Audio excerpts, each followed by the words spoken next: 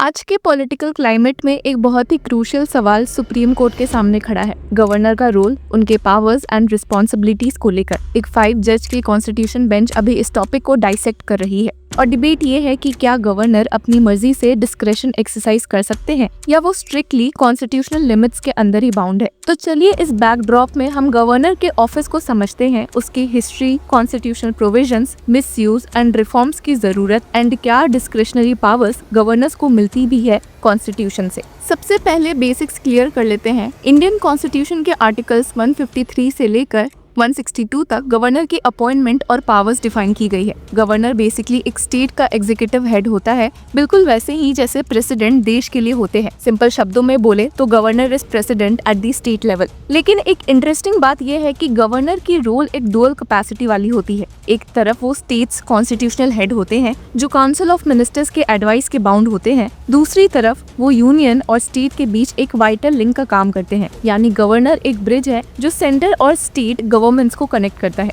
अब article 153 clearly कहता है कि हर स्टेट के लिए एक गवर्नर होगा। वैसे एक ही पर्सन एक से ज्यादा स्टेट्स का गवर्नर बन सकता है, जैसे हमें पास्ट में देखने को भी मिला है। एलिजिबिलिटी के लिए भी स्पेसिफिक रूल्स है आर्टिकल 157 और 158 में। कैंडिडेट इंडियन सिटीजन होना चाहिए, मिनिमम एज 35 ईयर्स, पार्लियामेंट या स्टेट लेजिस्लेचर का मेंबर नहीं हो सकता, कोई ऑफिस ऑफ प्रॉफिट होल्ड नहीं करना चाहिए। Term of office normal duration 5 साल होती है, लेकिन इसमें भी एक ट्विस्ट है। प्रेसिडेंट चाहे तो उन्हें कभी भी डिसमिस कर सकते हैं, लेकिन डिसमिसल आर्बिट्ररी रीजन से नहीं हो सकता। अगर उनकी एक्ट्स अनकॉन्स्टिट्यूशनल और मैलाफाइड प्रूव होती है तो ही रिमूवल जस्टिफाइड है। दूसरा ऑप्शन होता है वरना रेजिग्नेशन। अब हिस्ट्री की तरफ चलते हैं। ब्रिटिश राज के टाइम पे जो गवर्नर्स थे उनका काम था by the Raj, of the Raj and for the Raj, मतलब वो पूरे कॉलोनियल इंटरेस्ट को सर्व करते थे। जब कॉन्स्टिट्यूएंट असेंबली ने इंडिपेंडेंस के बाद गवर्नर के रोल को डिफाइन करना था, तब एक बड़ा डिबेट हुआ। बीजी खेड़ एंड के.एन. काटजू जैसे लीडर्स चाहते थे कि गवर्नर्स इलेक्ट हो,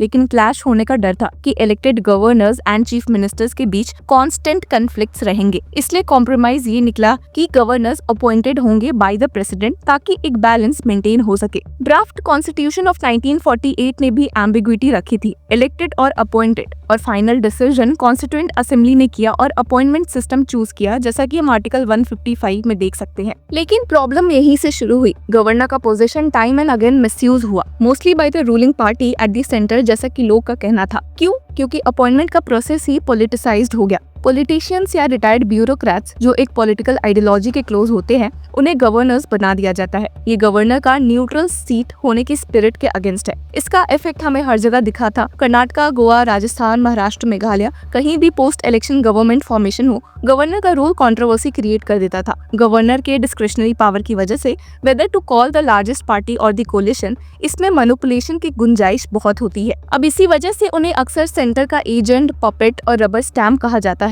टीबी पताबी सीतारमैया जो मध्य प्रदेश के गवर्नर हुआ करते थे, उन्होंने तो ये भी कह दिया था कि उनका काम सिर्फ फोर्टनाइटली एक रिपोर्ट भेजना है प्रेसिडेंट को और कुछ नहीं। और सबसे कंट्रोवर्शियल एग्जांपल है आर्टिकल 356 प्रेसिडेंट्स रूल। कॉन्स्टिट्यूशन कहता है कि अगर एक स्टेट में कॉन्स्टिट्यूशनल मशीनरी फेल हो जाए तो गवर्नर प्रेसिडेंट को रिकमेंड कर सकते हैं कि डायरेक्ट कंट्रोल ले लिया जाए। लेकिन ग्राउंड रियलिटी क्या है? सेंट्रल गवर्नमेंट्स ने बार बार इस प्रोविजन का मिसयूज किया है, बस अपनी पॉलिटिकल कन्वीनियंस के लिए। अब बात करते हैं सुप्रीम कोर्ट के रोल की भी, जिन्होंने गवर्नर के मिसयूज पे बार बार इंटरवेंशन भी किया है। पहला केस है एसआर बोम्मई केस 1994। ये लैंडमार्क जजमेंट था। सुप्रीम कोर्ट ने बोला कि कॉन्स्टिट्यूशनल ब्रेकडाउन का मतलब है वर्चुअल इम्पॉसिबिलिटी ऑफ गवर्नेंस, ना कि कोई माइनर डिफिकल्टी, और गवर्नर का रिपोर्ट जुडिशियल रिव्यू के स्कोप में आ सकता है। मतलब गवर्नर की रिपोर्ट भी अब कोर्ट के स्क्रूटनी से बचेगी नहीं। इसी केस में सुप्रीम कोर्ट ने मिसयूज के एग्जाम्पल्स अरुणाचल प्रदेश और उत्तराखंड जैसे स्टेट्स में प्रेसिडेंट्स रूल कैंसिल भी किया था। नेक्स्ट केस था नाबम रेबिया केस 2016।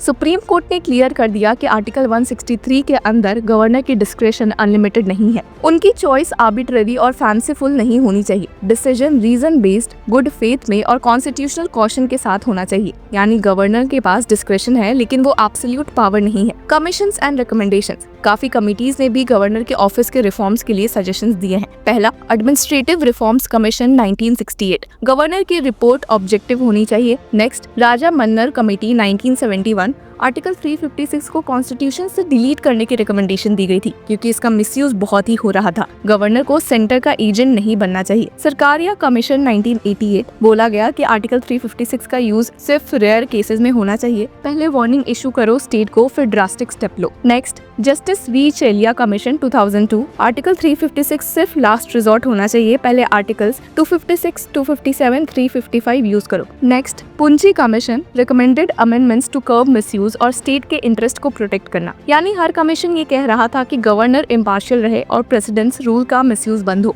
अब इम्पोर्टेंट कॉन्स्टिट्यूशनल प्रोविजंस पर भी एक नजर डालते हैं। पहला, article 163, discretionary powers of governor. Next है आर्टिकल 256 एंड 257, यूनियन के पास पावर है स्टेट को डायरेक्शंस देने का। नेक्स्ट है आर्टिकल 355, यूनियन की ड्यूटी है स्टेट्स को प्रोटेक्ट करने की एक्सटर्नल अग्रेशन या इंटरनल डिस्टर्बेंस से। और नेक्स्ट है आर्टिकल 356, प्रेसिडेंट्स रूल। उसके बाद बात आ रही है आर्टिकल 357 की, legislative powers under presidents rule. ये प्रोविजंस एक तरफ गवर्नर को स्ट्रॉन्ग भी बनाते हैं, लेकिन दूसरी तरफ मिसयूज का रिस्क भी काफी क्रिएट हो जाता है। आज की डेट में भी यही टॉपिक काफी रिलेवेंट है। अभी जो 5 जज बेंच गवर्नर की पावर पे हियरिंग कर रही है, वो इसी बैकड्रॉप में है कि क्या गवर्नर अपने विम और फैंसी पे काम कर सकते हैं। क्या वो काउंसिल ऑफ मिनिस्टर्स की एडवाइस को इग्नोर करके डायरेक्टली सेंटर के लिए काम करते रहेंगे। रीसेंट एग्जांपल्स जैसे गोवा, कर्नाटका, मेघालय, महाराष्ट्र में गवर्नर के डिसीजन ने हंग असेंबलीज में काफी कंट्रोवर्सीज खड़ी की। इलेक्शंस के बाद सबसे पहले किसको बुलाया जाए गवर्नमेंट बनाने के लिए, ये एक पेरेनियल इशू बन गया। और तो और गवर्नर्स पे अक्यूज किया जाता है कि वो रूलिंग पार्टी का ओपन सपोर्ट करते हैं। जैसे राजस्थान के गवर्नर पे model code of conduct violate करने का चार्ज लगा। पर आगे रास्ता क्या है? एक्सपर्ट्स और कमीशंस ने कुछ क्लियर सोल्यूशन सजेस्ट किए हैं। पहला, code of conduct for governors, एक ऑल इंडिया अग्रीड कोड हो जो गवर्नर के बिहेवियर और डिस्क्रिशनरी पावर्स को गाइड करे।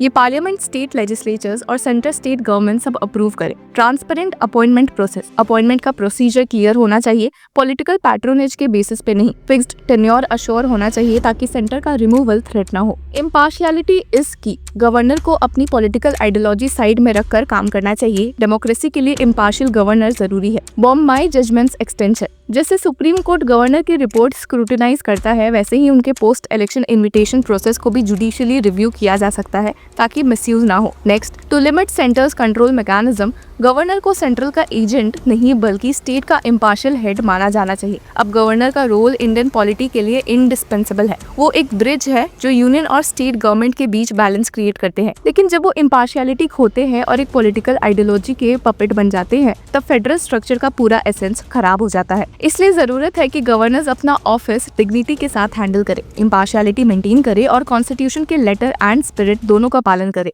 जैसे सुप्रीम कोर्ट ने बार बार ऑब्जर्व किया है, गवर्नर का रोल रबर स्टैम्प और एजेंट ऑफ सेंटर का नहीं है, बल्कि एक इम्पार्शियल कॉन्स्टिट्यूशनल गार्जियन का है। और अगर हम डेमोक्रेसी को हेल्दी एंड फंक्शनल रखना चाहते हैं तो गवर्नर का इम्पार्शियल एंड जुडिशियस होना एब्सोल्युटली एसेंशियल है।